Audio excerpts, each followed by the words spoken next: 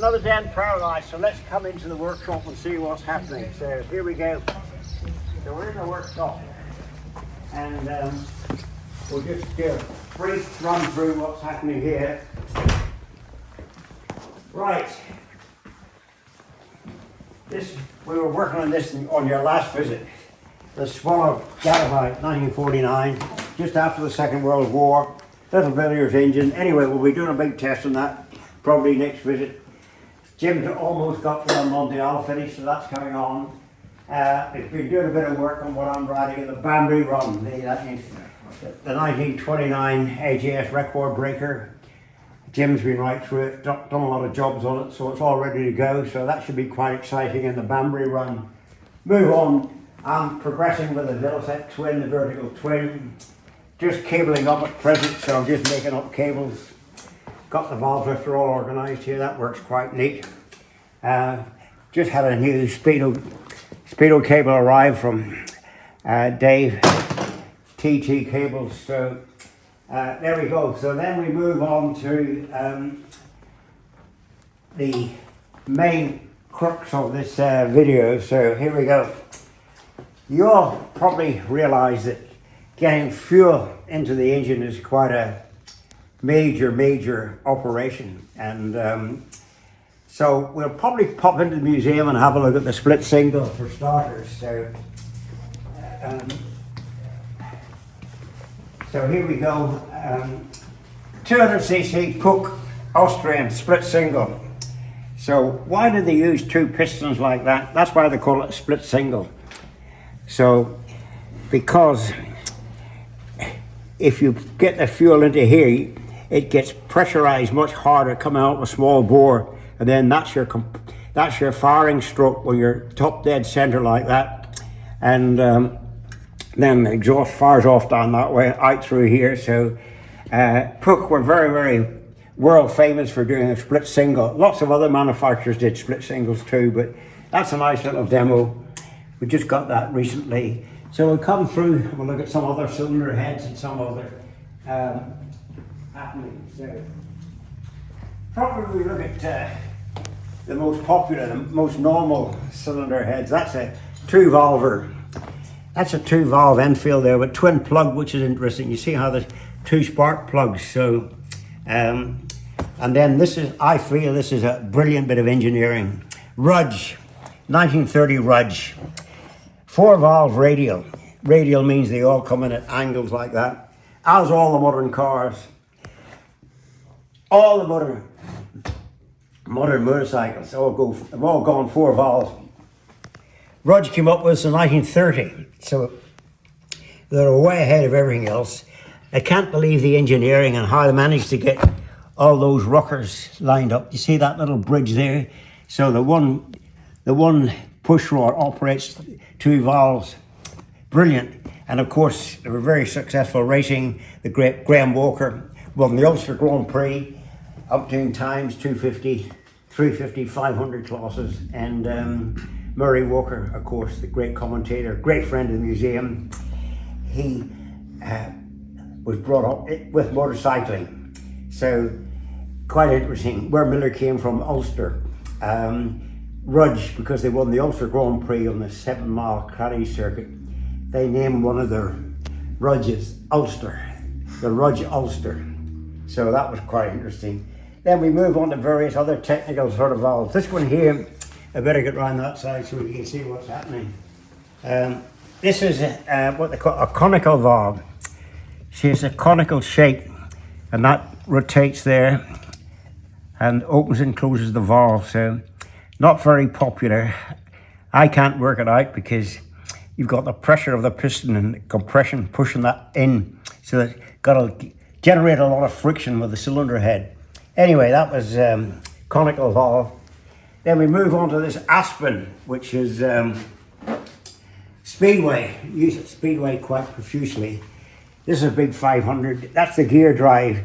You get a rotary piston like that inside, and you can see that's the inlet port there. This is the exhaust port. Come around that side so you can see the exhaust port. Quite big, as you can see, but quite big porting. So that's the Aspen. We're quite lucky to have that. That's very, very rare. Move on to this Barr Stroud. You probably know the Barr Stroud sleeve valve. This was probably the most popular sleeve valve configuration. Used it in Bristol aircraft, aeroplanes, lots of big multi-cylinders, aircraft engines, all using this principle, sleeve valve. What's the advantage of sleeve valve? Well, the advantage of sleeve valve, you don't have any of these rockers, all this lot flying around here.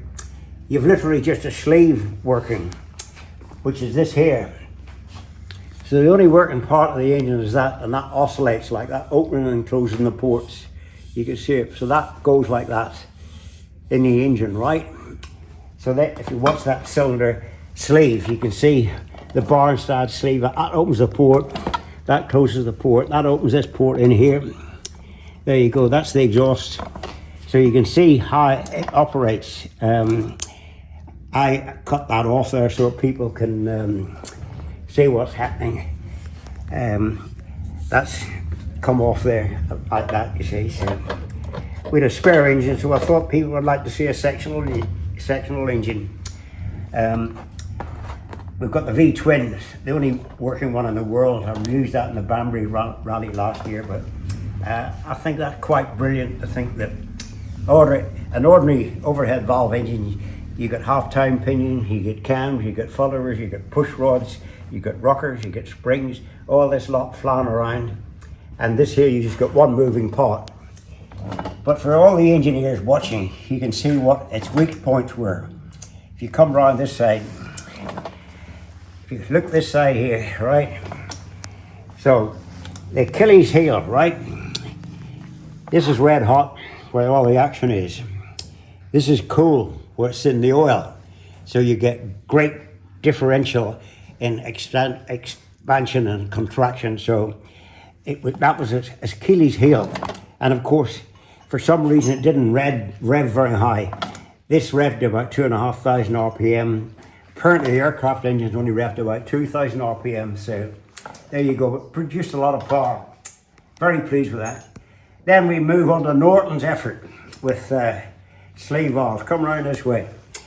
So this was Joe Craig. I remember Joe Craig and Artie Bell working at this in Belfast, Woodstock Road, where all the Norton development was done. So you can see the size of the port, astronomical. So that's the inlet there, that comes down through there, right? Stick it down there, show them there. That's the inlet port. Then you come around here, this side here, that's out that way, so you've got the exhaust fan out that way. Quite difficult to put it in a motorcycle because you've got the carburetor on one side and the exhaust coming out the side, so you end up with a very, very wide engine. Not as wide as that there, but you can see where I'm coming from. If you stuck the exhaust pipe on here, the carburetor on there, it would be this width. Not good. But anyway, Norton's didn't have a lot of success with it. Once again, heat was a problem. All the action here, the aluminium in those days was not as brilliant as today, so you got a lot of expansion and heat. So when your cylinder head heated up, you had a lot of clearance with the sleeve valve, so it didn't perform very good. This arrived from a friend, Butterworth. Quite brilliant. He's offered his bike for sale to a museum, so we're contemplating that. This is what you call early desmodromic. Desmodromic valve is where the valve operates all mechanically. There's no spring. I was lucky enough to race in the 58 TT when Ducati came with the first Desmos, the 125. Miller managed to finish fourth in the TT. Couldn't match the MVs, but got home fourth. So they were all gear driven. So the gears opened and closed the valve, if you understand. No spring floating about. So who wants a spring floating about 10,000 RPM? This one's even cleverer. This is where you've got the spindle here, and the rocker, as it were, all in one piece. So you just swing, you just open and close the rocker like that.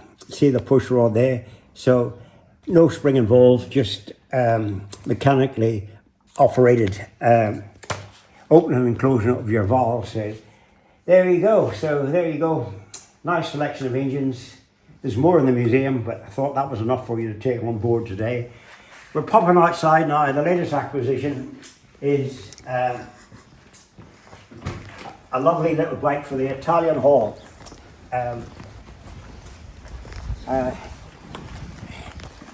There you go. How about that? 1966. Oh, 1966 Sports Special. Motor B. Why do they call it Motor B? I couldn't get my head around this, but apparently the Benelli brothers, like many families, family wars, so Giuseppe, one of the brothers, decided he was going to make his own motorcycles. So he called it Motor B, Motor Benelli.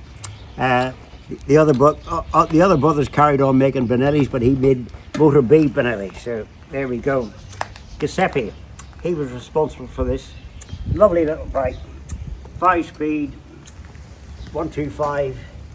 I see they've got the bloodline up here, 100 mile an hour. That's quick for a little bike like that. So, made in Spigaro, Bologna, Italy. Bologna was like Birmingham of England. All the Italian bikes were made in that area. MV, Gilera, Villa, Benelli, Capriolas, all were in that area. Another Birmingham. So I never raced Benellis in my racing career, but they were very popular, especially with a 4-cylinder. And Provini on board, he was a fast guy. I managed to get the better of him a few times when I was third in the World Championship in 58, sorry. So there we go, beautiful Italian styling. Heel and toe, that was another Italian job there, where they call it heel and toe change, which is quite nice. So it's a lot easier to put your heel on that than try to get your foot hooked under that. So that's what you call heel and toe. Lovely Delorto carb, 25mm Delorto carburetor. Beautiful fairings around here. It's overhead valve and typical Italian styling. When you think this was competing against the Francis Barnett, James and Doc, they didn't have much of a chance, did they? So anyway, there you go.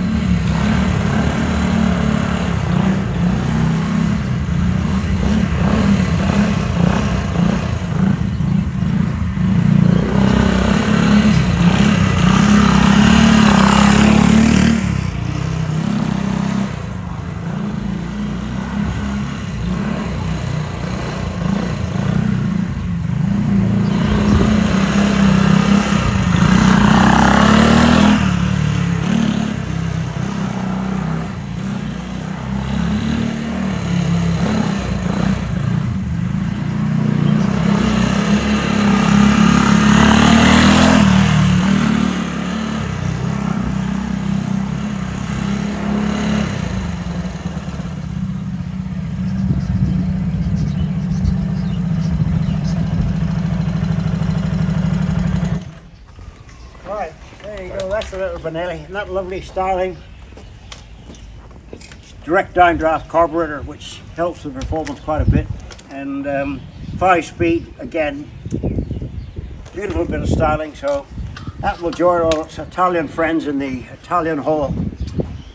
Nice addition. So we're running out of space in the Italian Hall, so I'm afraid we've doubled up on rooming, so one of the roomies will have to go into store to make room for this one. So, but well pleased with that, and there we go.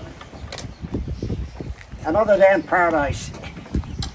So come back next week and we'll run the Swift Gadabout and the El Mondial. Jim will have that finished, and possibly fire up the AJ record breaker, get it ready for the Banbury run, which is it'll come around quite quickly. This weekend we're away again. We're at Shepton Mallet. We've got we've been special guests there at Shepton Mallet, and we're taking some race bikes there. Taking the Gilera, the famous 1950 bicylindrical Moto Guzzi. That's the big V twin Guzzi, and my world famous NSU Sport Max. We're starting them up, so if you want to hear a Gilera NSU Sport Max Moto Guzzi, get yourself down to Shepton Mallet. We're starting them up a couple of times a day, so that'll be nice for people to hear the famous 4-cylinder works Gilera. Right, there we go, another day in paradise. Cheers.